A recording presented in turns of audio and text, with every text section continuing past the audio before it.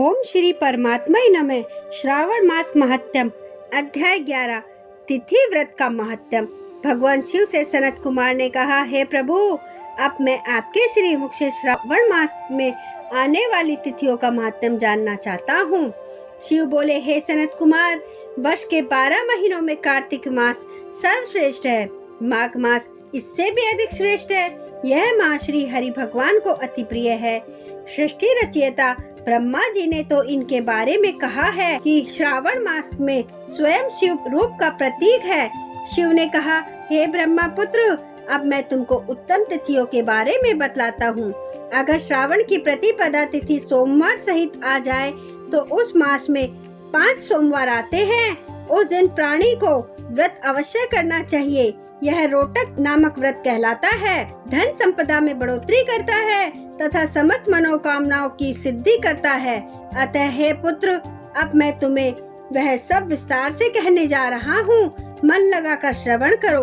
प्रतिपदा में सोमवार वाले दिन प्रातः जल्दी उठकर रोटक व्रत का संकल्प इस तरह से करें और बोलना चाहिए, हे सुरेंद्र, आज दिन में मैं रोटक व्रत अवश्य धारण करूँगा। हे जगतपति, आप मेरे सहायक बने। इस प्रकार संकल्प कर प्रतिदिन स्नान करके भगवान का पूजन करना चाहिए। उसके लिए अविभाजित बिलपत्र, नीलकमल, तुलसी के पत्ते, कलहार, कल, चंपा, कुसुम, कुंद, मालती, अर्क तथा अन्य पुष्प तथा विविध प्रकार के मौसमी फूल, धूप, दीप नैवेद्य से पूजन करना चाहिए। रोटकों को नैवेद्य में अवश्य अर्पण करें।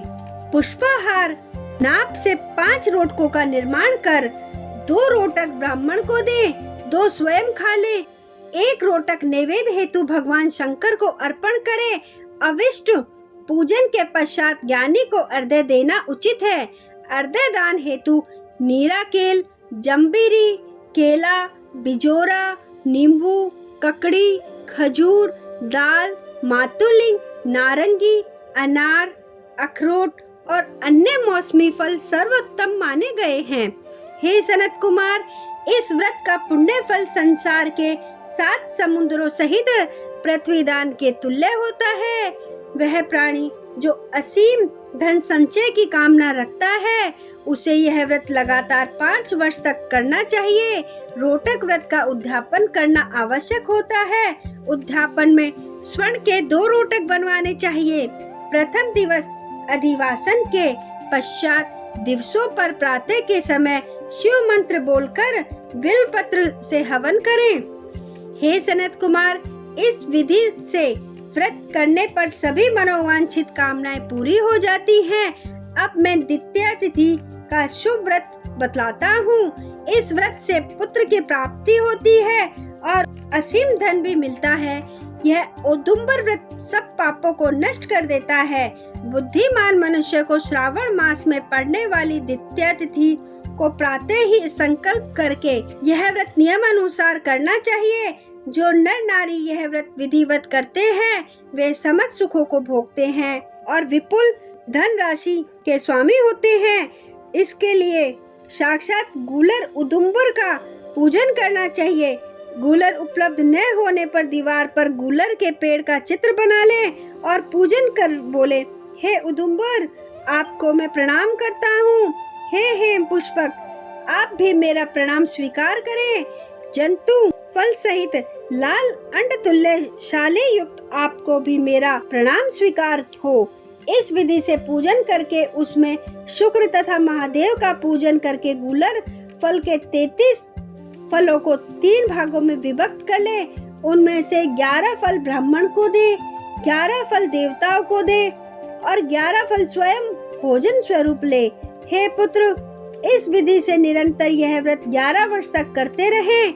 11 वर्ष पूरे होने पर उद्यापन के लिए सोने का फल, फूल, पत्र आदि सहित गूलर का पेड़ वृक्ष बनवाकर उसमें सोने की भगवान शंकर और शुक्र की प्रतिमा बनवाकर पूजन करवाएं। अगले दिन प्रातः के समय गूलर के फलों का उपयोग कर 108 बार हवन करें। हवन के लिए औदुंबर की लकड़ी, घी और तिल का प्रयोग करें। हवन समाप्त करने के पश्चात आचार्य की पूजा करनी चाहिए। अपनी क्षमता अनुसार कम से कम 100 ब्राह्मणों को भोजन कराना चाहिए। तब इससे जो फल मिलता है वह अद्वितीय होता है।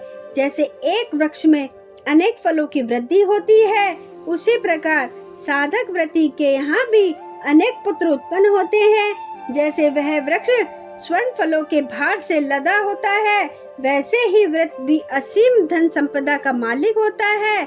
इस प्रकार 11वें अध्याय के पाठ श्रवण से धन धान्य में वृद्धि होती है। ओम नमः शिवाय।